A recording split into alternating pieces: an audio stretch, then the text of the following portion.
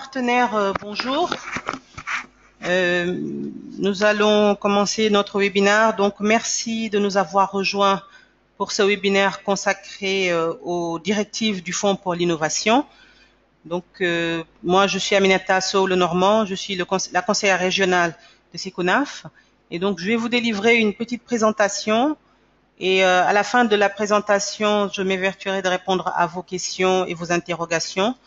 Et je serai à ce moment-là accompagnée de Véronique Dupont. Véronique, qui est ma collègue basée à Washington, qui est une spécialiste senior en stratégie et performance des programmes. Donc pour les participants, je vais rappeler quelques règles. Nous avons mis les micros, nous avons désactivé les micros, mais vous pouvez poser vos questions en utilisant donc la boîte de dialogue qui est mise à votre disposition. Et donc, avec cette boîte de dialogue, nous allons recevoir toutes vos questions auxquelles nous répondrons. Si par contrainte de temps ou pour toute autre raison, nous n'arrivons pas à répondre à toutes les questions, nous pourrons toujours continuer le débat par email. Donc, ce webinaire sera enregistré et donc partagé avec vous tous pour votre utilisation future.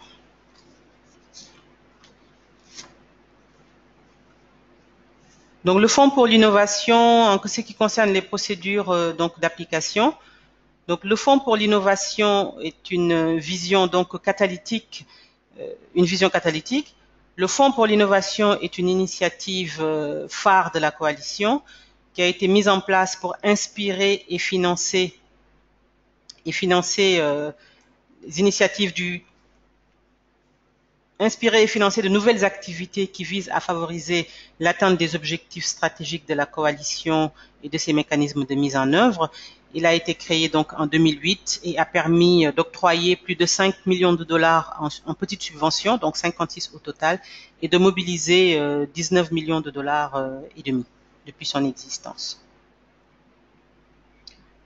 Donc, le nouveau round du Fonds pour l'innovation sera lancé donc ce vendredi, le 1er juin. Et donc, vous allez recevoir donc toutes les informations, toutes les directives vendredi, qui sera le jour du lancement officiel. Et c'est pour ça que nous avons voulu faire ce webinaire en avance pour permettre justement de répondre à toutes les questions et essayer d'être le plus pertinent possible dans les propositions qui vont être faites. Donc, tout ceci va se faire en plusieurs étapes. Donc, la première étape, c'est que les mécanismes de mise en œuvre de la RHSI vont discuter ensemble de concepts essentiels pour appuyer le travail.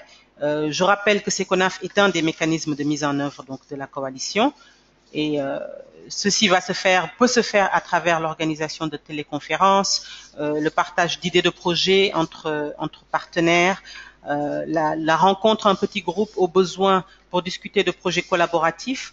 C'est-à-dire que si vous avez deux partenaires peuvent se mettre ensemble, deux organisations, pour proposer un projet unique.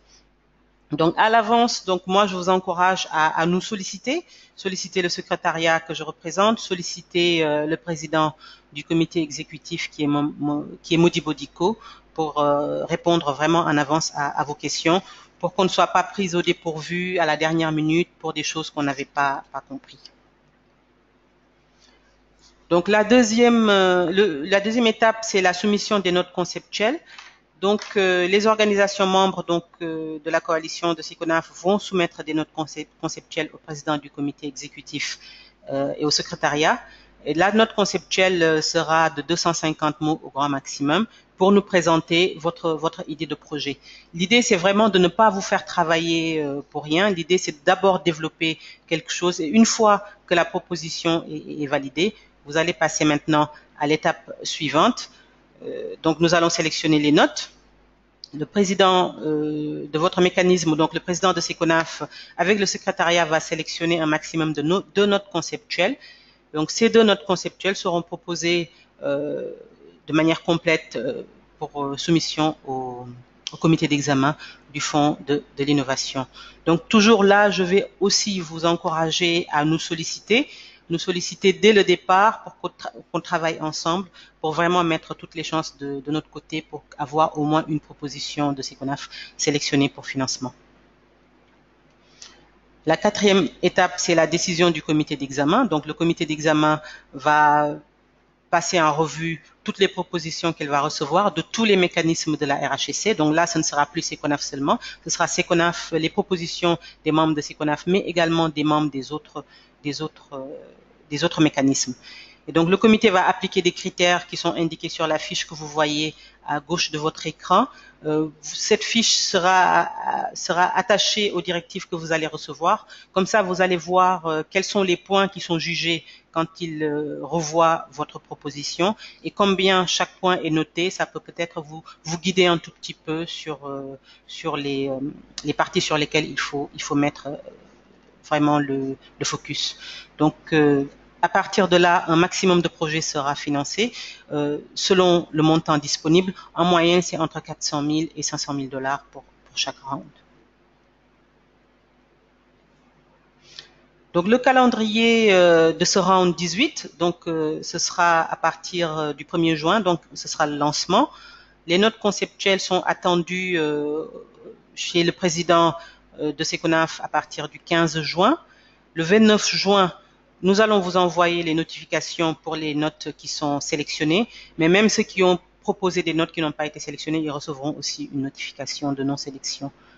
Le 23 juillet, les propositions complètes donc doivent revenir vers le président du mécanisme et les propositions finales seront transmises donc au comité le 3 août. Et donc, encore une fois, je vais le rappeler, travaillons ensemble parce que les propositions SECONAF sont libellées en français et il va y avoir une étape de traduction avant la soumission au comité d'examen. Et sur ce, je vais vous souhaiter bonne chance. J'espère que vous avez compris. J'ai également une deuxième présentation à vous faire vraiment pour le focus sur qu'est-ce qui est important pour ce round du Fonds de l'innovation, pour pouvoir vraiment mettre toutes les chances de votre côté, de notre côté, pour avoir une proposition sélectionnée. Et donc, les questions que vous avez pour cette première présentation, vous pouvez dès maintenant les mettre dans la boîte de dialogue et continuer avec la présentation à suivre.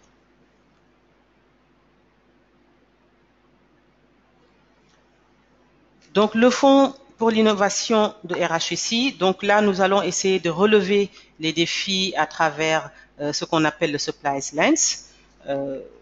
Et là, vous devez sûrement vous poser la question de savoir c'est quoi le Supplies Lens. Pour moi, le Supplies Lens, il s'agit d'un concept que j'ai choisi de ne pas traduire. Je ne propose pas de traduction française pour ce concept. En effet, c'est vrai, nous ne sommes pas des anglophones, mais notre domaine d'activité nous oblige à faire face souvent à certains anglicismes. Et quand je vois supplies en anglais, je pense produit.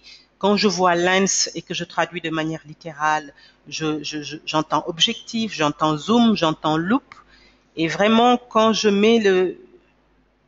propose une traduction littérale, une compréhension basique, je vais dire que le Supplies Lens va vouloir nous demander de mettre le focus sur le produit, vraiment objectif produit, le zoom sur le produit. Donc, on va vraiment essayer de faire des propositions qu'on va un tout petit peu mettre sous l'angle du produit. Et là aussi, vous devez aussi vous poser la question, pourquoi se focus sur le Supplies Lens? Parce que tout simplement, lors du dernier round du Fonds pour l'innovation, nous avons reçu pas mal de propositions qui étaient toutes innovantes, qui étaient pertinentes. Celles qui ont été soumises au comité d'examen étaient très bien écrites. Mais nous avons eu un problème, c'était que ils ont considéré que les propositions n'étaient pas suffisamment axées sur le produit. Et que maintenant, nous allons essayer pour ce round de travailler ensemble pour vraiment axer notre proposition sur le produit. C'est vrai que ça peut aussi être un peu confusing pour certains d'entre vous qui doivent se dire oui, mais moi dans ma proposition je parlais de l'accès aux préservatifs ou je parlais de l'accès à la pilule, c'est des produits, mais parler du produit dans la proposition ne fait pas forcément une proposition qui est axée sur le produit.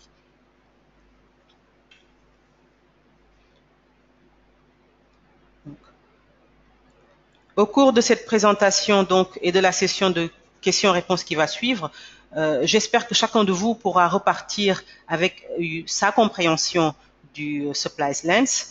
Je parle de sa compréhension exprès, donc entre guillemets, parce qu'il ne s'agit pas d'un concept scientifique ni d'un concept mathématique. Le Supplies Lens ne peut pas être défini de manière stricte et définitive. Donc, c'est un concept qu'il faut comprendre de manière globale avant de l'adapter aux problèmes posés, selon le contexte au sein duquel il est posé. En effet, je peux comment dire, pour étayer, je peux dire que le contexte, par exemple, de la RDC n'est pas le même que celui du Cameroun, qui n'est pas celui du Burkina Faso, qui n'est pas celui de la Côte d'Ivoire. Donc, il faut qu'on puisse aussi ne pas appliquer quelque chose de strict, mais aussi penser au contexte local dans lequel le projet va devoir se mettre en œuvre. Donc, par contre, il y a un point commun entre toutes les propositions, quel que soit le pays dont elle va être originaire. Les propositions qui vont être faites dans le cadre du Fonds pour l'innovation, elles doivent toutes participer à la mise en œuvre des objectifs stratégiques de la coalition. Au cours de ce webinaire, nous partagerons quelques-uns de ces thèmes qui sont critiques et qui doivent être considérés comme prioritaires pour ce round du Fonds pour l'innovation. Donc, toujours le Supplies Lens, je vais dire que voulons-nous dire donc par Supplies Lens. Il est très important de comprendre ce que nous voulons dire par Supplies Lens et comment vous pouvez appliquer cet angle de compréhension aux propositions que vous allez nous soumettre dans le cadre de ce round du Fonds pour l'innovation. Que voulons-nous dire donc par Supplies Lens? Je pense que pour comprendre le concept de Supplies Lens, il faut avoir compris et garder tout au long du développement de votre proposition ce que nous voulons dire. Car quand nous parlons de sécurité des produits, on parle beaucoup de sécurisation des produits contraceptifs, sécurité des produits contraceptifs. Et il faudrait qu'on se place, que vous vous placiez sous l'angle de la sécurité contraceptive. C'est quoi la sécurisation des produits? Et gardez toutes les réponses que vous avez en tête et les utiliser tout au long du développement de votre proposition. C'est quoi la sécurisation? Donc, c'est le bon produit disponible au bon endroit, au bon moment et au bon prix. Donc, ce qui veut dire le produit disponible, mais accessible donc géographiquement, mais également accessible financièrement aux populations auxquelles ils sont destinés. Toujours par Supplies Lens, on va penser qu'est-ce qu'on peut tirer de ça? Le bon produit au bon endroit au bon moment. Rendre le bon produit disponible au bon endroit, au bon moment et au bon prix nécessite un travail que nous devons faire en amont pour assurer cette disponibilité du produit. Donc, le bon positionnement du produit est très, très important pour que le choix soit possible pour les populations. Et ceci ne peut se faire qu'en assurant un mouvement fluide du produit depuis le fabricant. Donc, depuis le fabricant jusqu'à l'utilisateur final. Et donc, on parle beaucoup de last mile. Avoir le produit disponible dans nos magasins centraux, c'est une chose, mais le produit n'est pas disponible pour les femmes qui en ont besoin. Donc, on peut en gros considérer que le produit n'est pas disponible. Donc, quand on pense disponibilité du produit, il faut qu'on pense disponibilité du produit depuis le fabricant jusqu'à l'utilisateur final, c'est-à-dire toutes les femmes qui en ont besoin. Donc, il s'agit donc de tous les facteurs systémiques qui rentrent donc, il s'agit donc de tous les facteurs systémiques qui rendent possible le choix, le flux et la disponibilité des produits. Donc, parce que l'un ne va pas sans l'autre. Donc, il s'agit vraiment de mouvements de produits qui assurent la disponibilité et on va dire qu'il n'y a pas un point qui va aller sans l'autre. C'est un ensemble et il faut vraiment qu'on le voit sous cet angle-là. C'est un ensemble de facteurs qui vont permettre de rendre le produit disponible.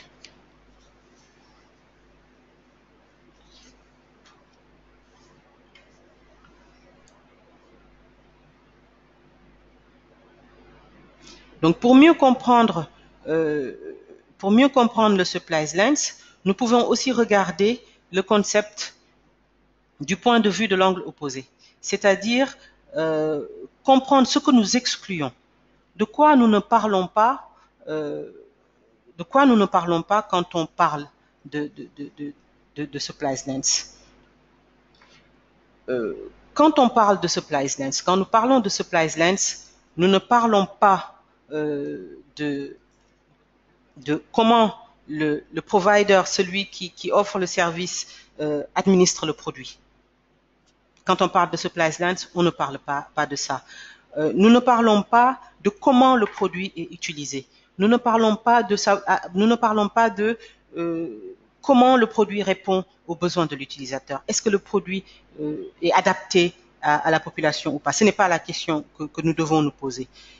Pour résumer, nous ne parlons pas de l'interface entre le produit et l'utilisateur ou de l'interface entre le produit et le provider. Là, nous parlons de l'interface plus large. Donc vraiment, il faut qu'on se mette en hauteur et qu'on voit l'interface entre le produit et tout un système. Donc le système dans son ensemble, c'est-à-dire le système qui permet au produit d'aller du fabricant à l'utilisateur final dans sa globalité. Une fois que le produit arrive à l'utilisateur final, on n'est plus dans le supplies lens parce que là, après, on va parler de est-ce que le provider qui a administré le produit a été bien formé. Ce n'est pas la question qu'on se pose. Est-ce que le produit, une fois qu'on l'a, par exemple, si c'est un implant contraceptif, est-ce que l'implant allait bien pour la femme? C'est pas la question qu'on se pose. La question qu'on se pose, c'est de savoir comment on fait pour rendre le produit disponible depuis le fabricant jusqu'à l'utilisateur final. Et pour le supplies lens, on va vraiment se mettre dans cet intervalle. Donc, on peut dire que pour le supplies lens, il peut s'agir de faire des propositions, par exemple, qui vont agir sur les règles et les politiques qui gouvernent, par exemple, l'approvisionnement en produits. On pourrait penser à faire des propositions pour influencer les marchés qui déterminent l'accessibilité financière des produits, faire des propositions sur la disponibilité de la connaissance sur les produits qui permet aux acheteurs de faire les bons choix. Et vraiment, les exemples, il y en a beaucoup, mais vraiment penser produit, produit, produit.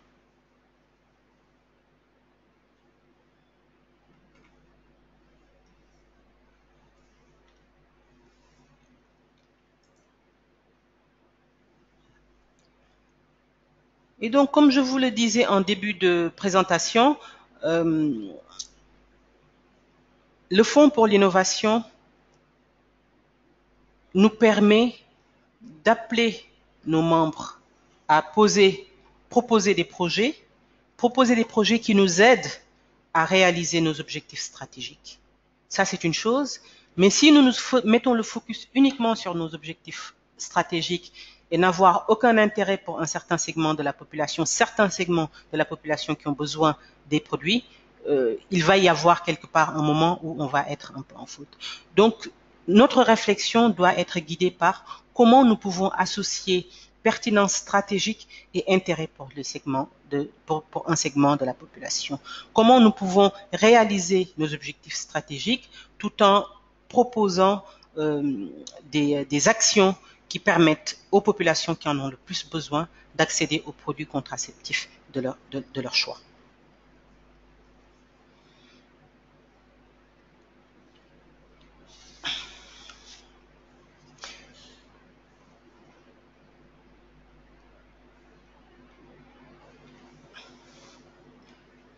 Donc, que nous disent nos indicateurs stratégiques?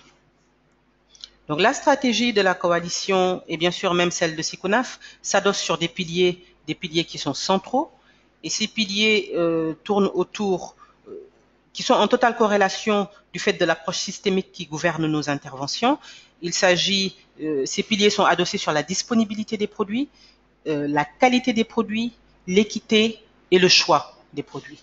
Donc, pour chaque round du Fonds de l'innovation, les propositions sont axées sur un pilier ou deux en fonction de la largeur.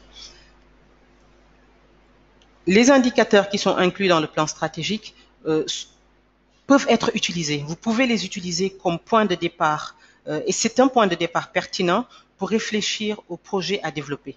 Ils sont disponibles donc en page, entre les pages 16 et 24 du plan stratégique de la RHSI. Donc ce plan stratégique est en anglais, mais nous allons partager avec vous ces indicateurs stratégiques qui auront été traduits en français pour que vous puissiez les utiliser au cours de la réflexion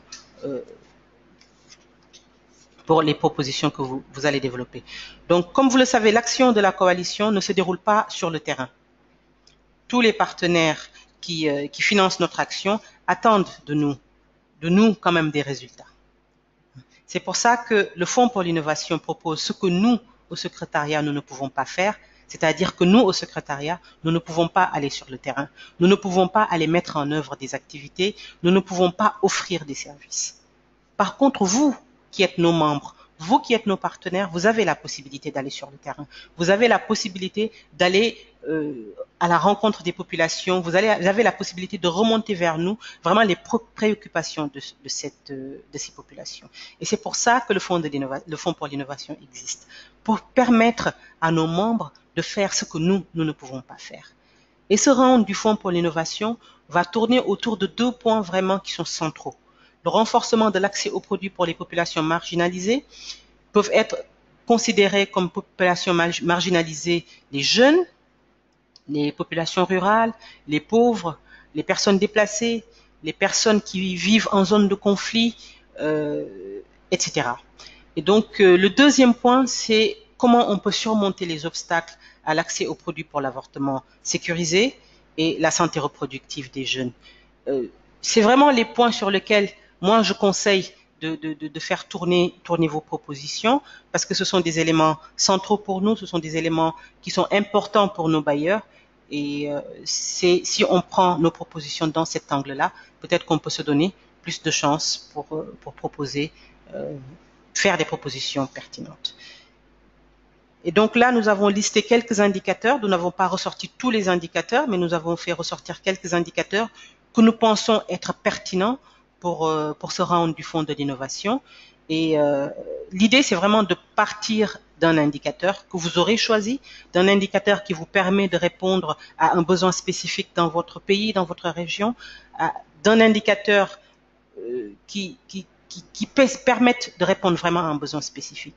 Parce que si vous faites une proposition qui répond aux objectifs stratégiques de la coalition, qui répond aux objectifs stratégiques de SECONAF, mais qui en rien ne répond aux besoins de votre pays ou à votre environnement, ce sera une intervention qui ne va pas être efficace. Donc, il faut faire la balance entre, c'est un indicateur de RHSI, mais est-ce que cet indicateur-là me permet, moi, de faire une proposition qui soit pertinente pour ma région, qui soit pertinente pour mon pays. Voilà un peu comment il faut un peu mener la réflexion. Il est donc primordial, pour réfléchir à nos projets, de commencer la démarche sous l'angle d'un indicateur ou de 2 indicateurs. C'est à vous de voir, mais sous l'angle d'indicateurs que nous allons vous transmettre, bien sûr, en français. Donc, pour terminer cette présentation, je vais vous donner quelques points importants à retenir. Pour moi, ces points, ce qu'il faut que vous ayez en tête, c'est que le Fonds de l'innovation propose ce que nous, au secrétariat, nous ne pouvons pas faire. Nous ne pouvons pas aller sur le terrain. Nous ne pouvons pas mettre en œuvre d'activités de terrain. Donc, nous comptons sur vous pour le faire. Il est nécessaire de proposer des projets pertinents à mettre en œuvre dans vos pays respectifs, des projets qui permettent de participer à l'atteinte des objectifs de la coalition, mais qui soient pertinents pour votre pays, comme je l'ai dit tout à l'heure. Donc, proposer des projets permettant, par exemple, de promouvoir l'équité. L'équité est vraiment très, très important. Retenez vraiment,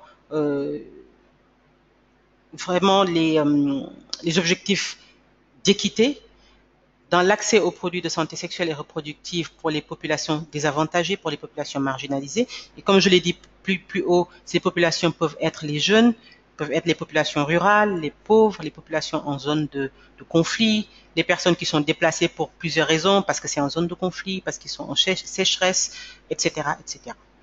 Donc, et le deuxième point, c'est la promotion de l'accès aux produits de l'avortement sécurisé et répondre aux besoins nécessaires des jeunes. très très important.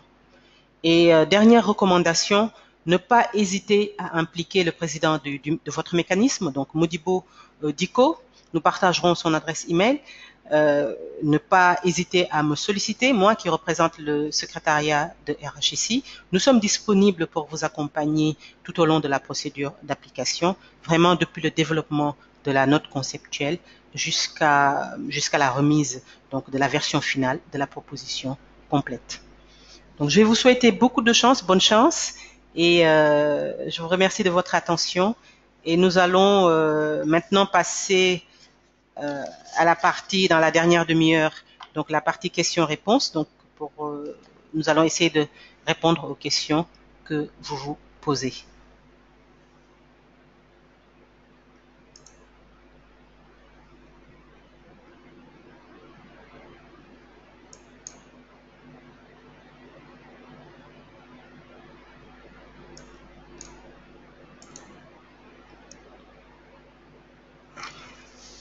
Alors là, j'ai une question donc posée par un participant qui demande s'il était possible de partir en consortium. Donc ça, c'est quelque chose qui est ressorti. Pour répondre à cette question, c'est quelque chose qui est ressorti au cours de cette présentation. Oui, il est tout à fait possible de partir en consortium, c'est-à-dire que vous avez une proposition qui est pertinente et vous avez un partenaire qui est dans un domaine complémentaire, par exemple. C'est des exemples que je donne. Et qu'en mutualisant vos forces, en mutualisant vos efforts et vos expertises, que vous soyez en mesure de proposer quelque chose de très pertinent. Donc oui, il est tout à fait possible de partir en consortium.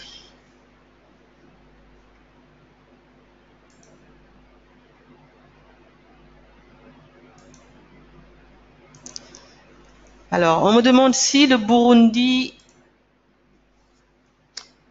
nous sommes au Burundi, est-ce que notre pays est éligible pour proposer un projet? Bien sûr que le Burundi est éligible pour proposer un projet, même plusieurs projets.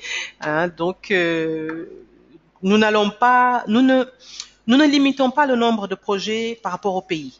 Un pays, plusieurs partenaires d'un même pays peuvent nous proposer des projets. C'est-à-dire que nous avons un membre qui est au Burundi, 10 membres qui sont au Burundi. Si les 10 membres proposent des concept notes, nous étudierons les 10 concept notes. Il n'y a pas de limitation à ce niveau-là, parce que nous n'allons pas choisir les concept notes ou choisir les projets en fonction de la situation géographique. Nous allons les sélectionner selon leur pertinence. Voilà. Si nous devons en sélectionner 2. Si les 2 qui nous semblent les plus pertinentes, qui sont classées en haut, viennent du même pays, c'est pas un problème non plus. Donc nous allons vraiment les sélectionner par pertinence plutôt que par situation géographique.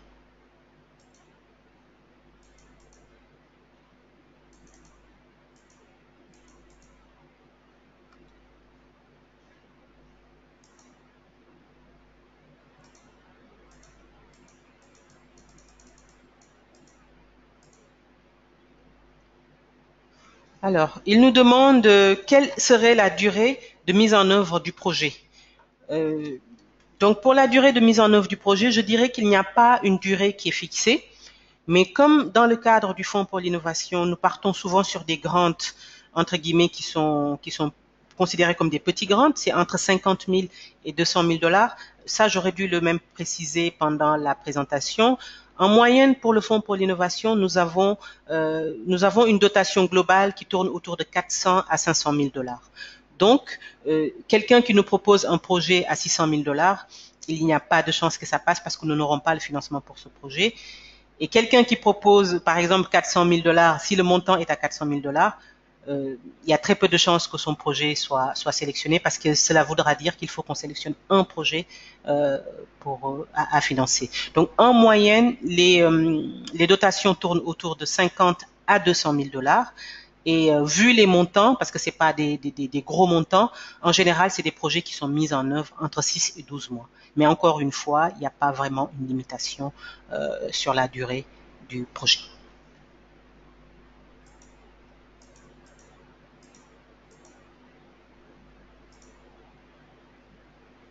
Est-il possible de nous envoyer la présentation? Oui, La présentation vous sera envoyée, sera partagée avec tout le monde, avec l'enregistrement. Comme ça, vous pourrez non seulement voir la présentation, mais aussi écouter la présentation, parce qu'il y a sûrement des choses, comme je parle beaucoup, il y a sûrement des choses que j'ai dû dire qui ne sont pas écrites dans la présentation. Donc, vous pourrez avoir la présentation et écouter aussi la présentation et la réponse aux questions.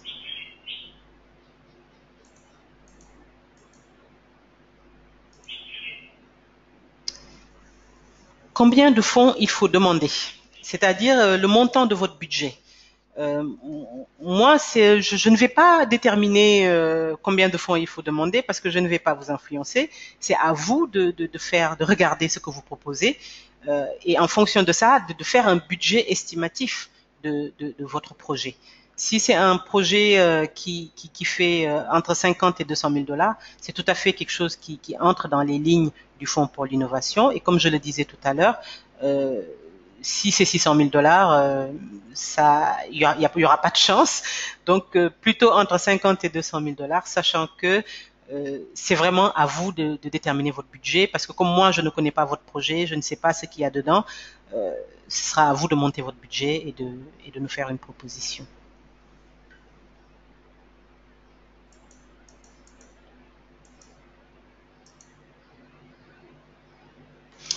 Merci de votre présentation. Donc, juste pour savoir si un projet lié au TIC est valable. Donc, TIC, je vais traduire technologie de l'information et de la communication. Absolument, ce sont des projets qui sont tout à fait valables, à condition que ce soit supplies lines, comme j'ai dit tout à l'heure. Donc, que ce soit des projets TIC, mais qui permettent l'accès au produit, qui mettent le focus sur le produit. Et oui, donc TIC tout à fait valable, mais à condition que ce soit vraiment sous l'angle du produit, focus sur le produit, etc., etc.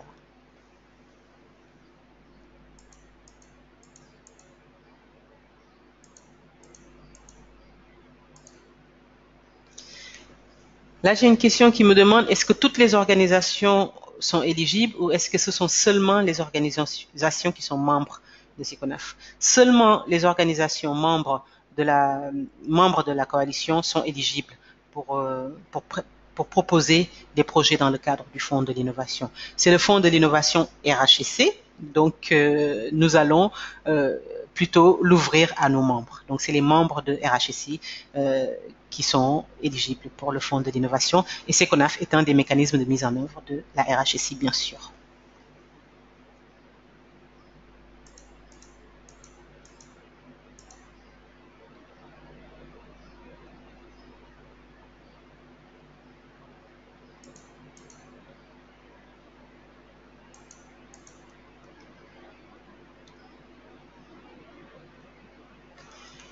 Alors, là, j'ai une question autour d'activités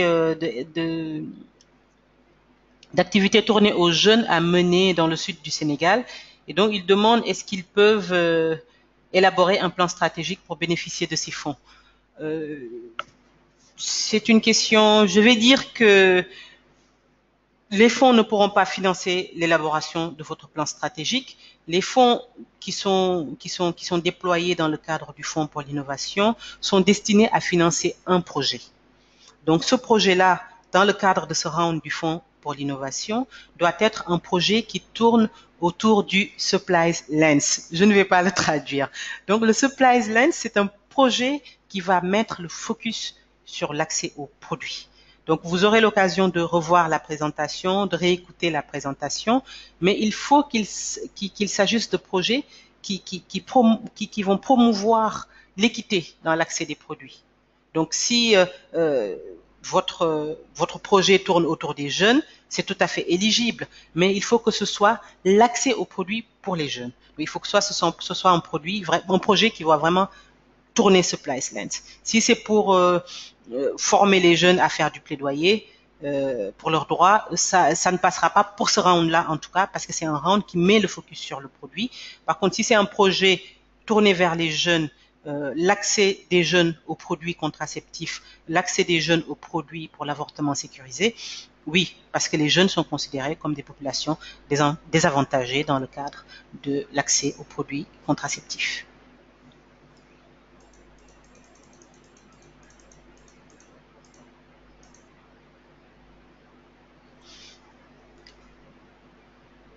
quels sont les coûts éligibles et les coûts non éligibles? Là, je pourrais pas vous donner en détail les coûts qui sont éligibles et les coûts qui ne sont pas éligibles. On pourra échanger par email autour de ça, que je pourrais investiguer pour vous donner des réponses beaucoup plus précises. Mais tous les tous les frais entre guillemets, les coûts qui tournent autour de la mise en œuvre de votre projet sont éligibles.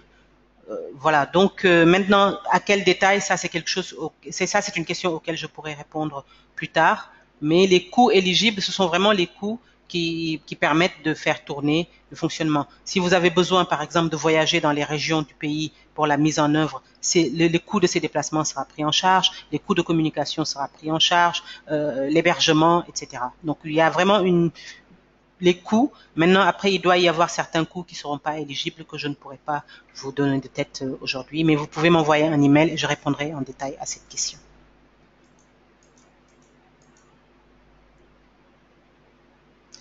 Une autre question sur le nombre de projets arrêtés par pays. Donc, je dirais non, comme j'ai répondu à la question tout à l'heure. C'est la pertinence des projets et c'est la pertinence surtout qui va être jugée.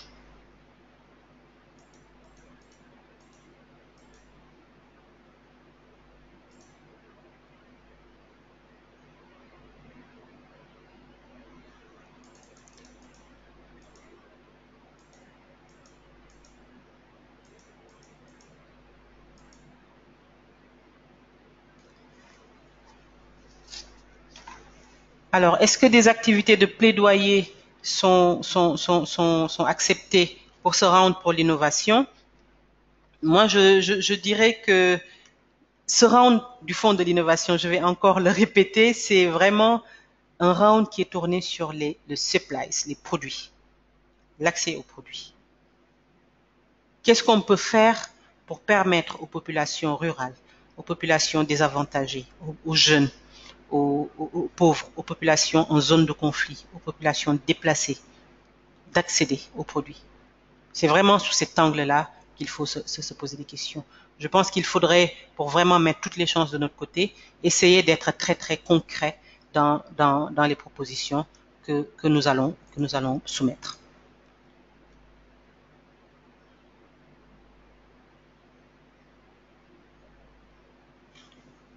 Est-il possible pour une organisation de soumettre plusieurs projets? Plusieurs projets, peut-être pas, mais peut-être plusieurs concept notes. Je pense que si on échange à l'avance, vous pouvez proposer un concept note ou deux, mais comme je l'ai dit tout à l'heure, c'est vraiment la pertinence du projet la pertinence du projet qui va être sélectionnée. Et je pense pour donner plus de chance à plus de membres de pouvoir avoir une chance d'être sélectionnés, essayez peut-être de faire une proposition par organisation, même s'il n'y a pas une règle qui nous l'interdit de manière formelle.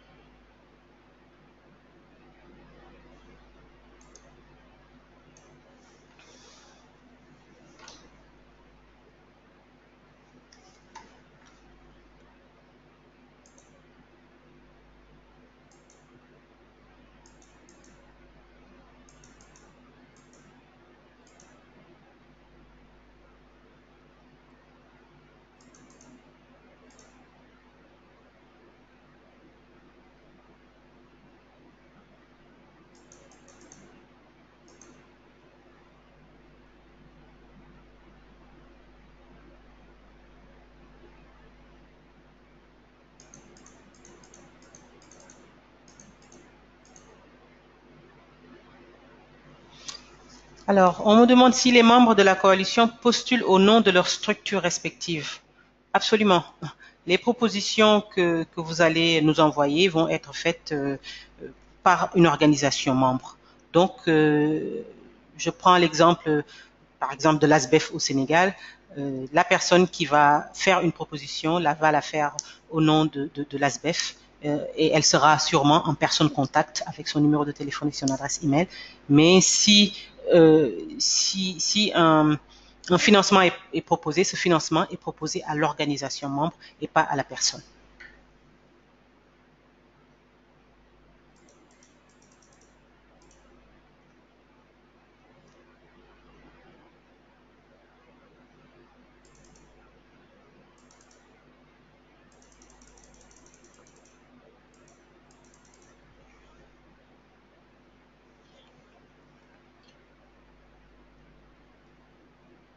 Oui, donc une question sur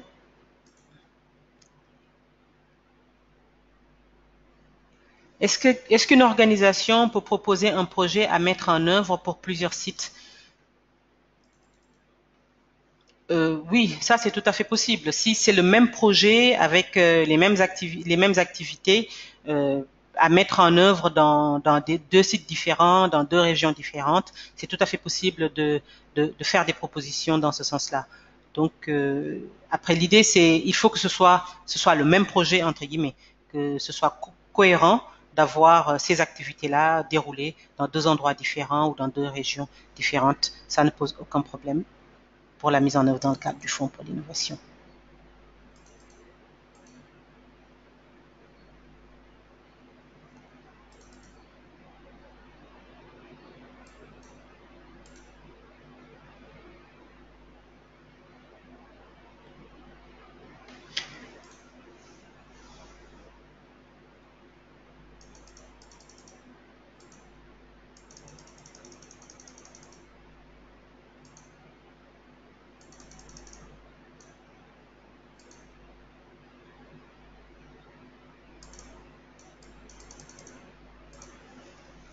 Oui.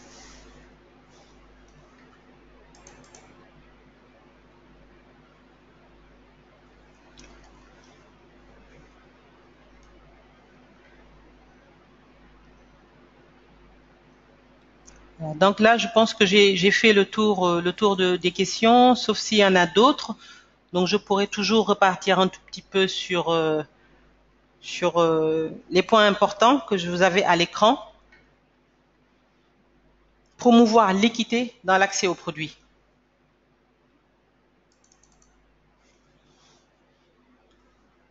Qu'est-ce qu'on entend par équité dans l'accès aux produits nécessaires? Donc l'équité, en fait, c'est un concept, je pense qu'il faut clarifier. L'équité permet aux, à, à la population, quelle que soit leur situation géographique, quel que soit leur niveau de revenu, de pouvoir accéder aux produits et aux services. Donc là, on met l'accent sur les jeunes, on met l'accent sur les populations en zone rurale, on met l'accent sur les pauvres.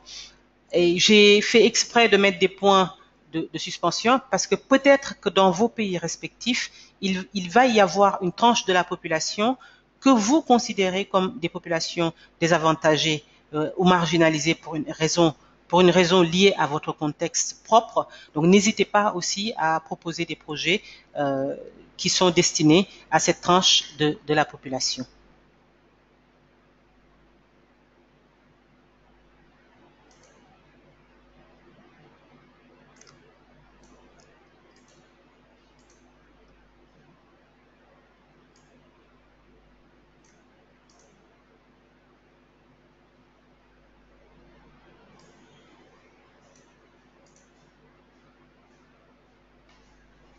Oui,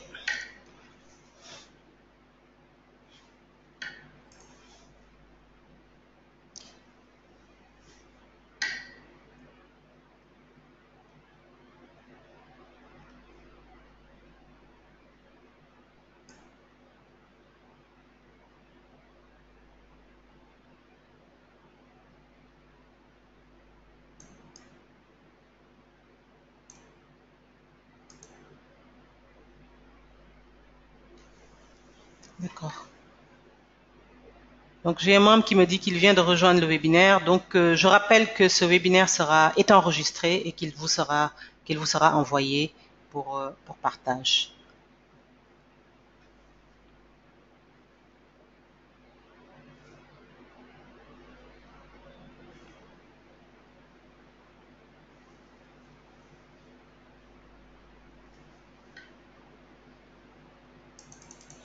Donc, si vous n'avez pas d'autres questions, je pense que nous allons clôturer ce webinaire. J'avais prévu une séance d'une demi-heure pour les questions-réponses, mais là, nous avons fait le tour. Je vais juste voir si ma collègue Véronique peut vous donner quelques indications. Oui, merci Aminata et bonjour à tous. Merci de cette présentation. Non, simplement peut-être juste pour souligner, donc pour ce round des fonds de l'innovation, nous espérons recevoir des propositions qui adressent les barrières que les groupes marginalisés font face. Par exemple, qui adressent, ça peut être des barrières qui sont politiques, donc essayer par exemple, de changer les politiques de manière à que celles-ci vraiment adressent les besoins des groupes comme les jeunes ou comme les personnes qui vivent dans the last miles. Nous recherchons aussi des initiatives, par exemple, de segmentation de marché, qui testent de nouvelles idées de distribution qui favorisent l'accès à ces groupes, comme les jeunes, par exemple. J'ai vu qu'il y avait des questions. Est-ce qu'on peut avoir des propositions qui augmentent l'accès aux jeunes dans les universités? Oui. Il faut simplement que ces propositions peut-être testent des moyens de distribution qui favorisent l'accès à des produits de santé, de reproduction. Et puis enfin, il y a les technologies. Je pense évidemment à Sciana Press, donc des idées pour pour augmenter l'accès à des produits que ces populations n'avaient pas accès avant. Donc je crois que c'est tout. Je vous remercie tous de vos questions. Merci Aminata. Merci beaucoup Véronique, merci d'avoir été avec nous. Merci pour vos recommandations. Comme je le disais tout à l'heure, donc le débat ne fait que s'ouvrir autour du Fonds pour l'innovation. Je suis à votre disposition. N'hésitez pas à m'envoyer des messages pour que nous puissions communiquer tout au long. Je vous accompagnerai donc depuis les concept notes jusqu'à la décision finale. Et Véronique est là aussi. Elle a beaucoup plus d'expérience que moi sur le Fonds pour l'innovation pour répondre aussi à nos questions et nous aider à avancer dans le bon sens. Merci à tous. Merci Véronique. Merci à tous les membres qui ont participé à ce webinaire. Merci.